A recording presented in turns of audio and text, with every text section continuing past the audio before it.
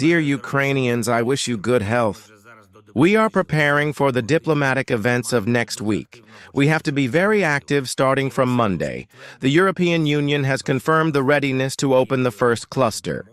This gives a new momentum to our talks about Ukraine's entry into the European Union.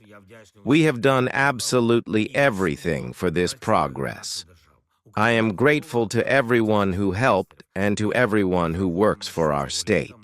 Ukraine is ready to open 6 clusters.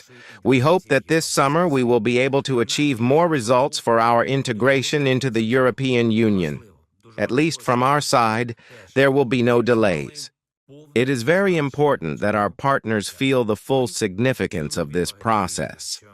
We hear from many leaders that Ukraine needs not only Europe, but also Ukraine needs Europe. This is true.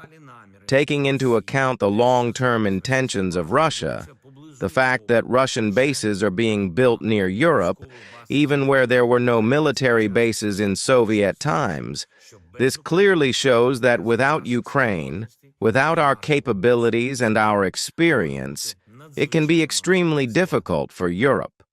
All this needs to be taken into account. Russia has chosen a long-term anti-European, anti-democratic strategy for several years. Russia is building its own policy under this strategy. Nothing else is heard from Moscow, unless they are trying to bribe certain politicians with certain benefits. But not for the sake of peace, but so that these politicians simply sell Russia the interests of their nations and the common interests of Europe. In the end, they lose. I am an urban, but many people still try to make friends with Putin's hooligans. And they turn a blind eye to what is really happening. Personally, I want to thank all those who are still fighting for their nations, for the interests of Europe, and for security in Europe, security with Ukraine. Personally, now I want to thank the President of the European Commission, Ursula von der Leyen, and the President of the European Council, Antonio Costa, for their joint work. I want to congratulate all European leaders, everyone who makes strong and fair decisions. I also congratulate Moldova on this progress. Ukraine and Moldova together overcome this distance to a full accession to the European Union. Among all the European nations that have already joined the European Union or which see such a prospect for themselves, it is Ukraine that gives the most for the sake of Europe. We do not just make internal reforms and do not just go through a transformation. We fight for our state, for our independence, and for our right to choose our own path and be Europe. And this is our right.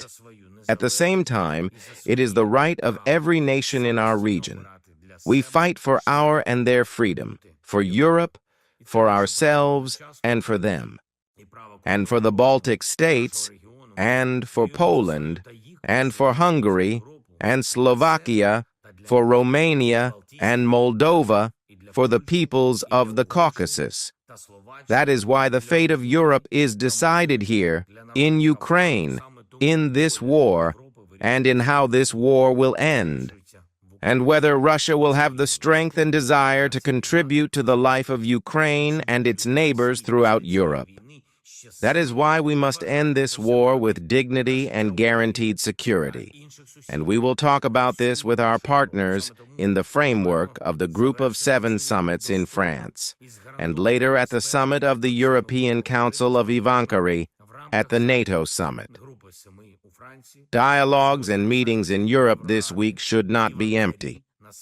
We fill them with the city. We expect the city from our partners. Political progress in our cooperation, in particular in the format of drone deals, new sanctions against Russia, new support for Ukraine, and above all, support for the PGO and our long range. We prove that Ukrainian long range has a decisive role now in the middle strikes, in the entire depth of the temporarily occupied territory, and in the deep strikes against Russian oil facilities and military enterprises. There were good investments in the security service of Ukraine, in the temporarily occupied Crimea, and in our army on the territory of Russia itself, in the Volgograd and Krasnodar regions, precisely against oil facilities. June-July must be productive for Ukraine and for all of our Europe. Thank you. Thank you to everyone who is with us, who is with Ukraine. Thank you to our warriors for their loyalty, for their strength in their positions. Glory to Ukraine!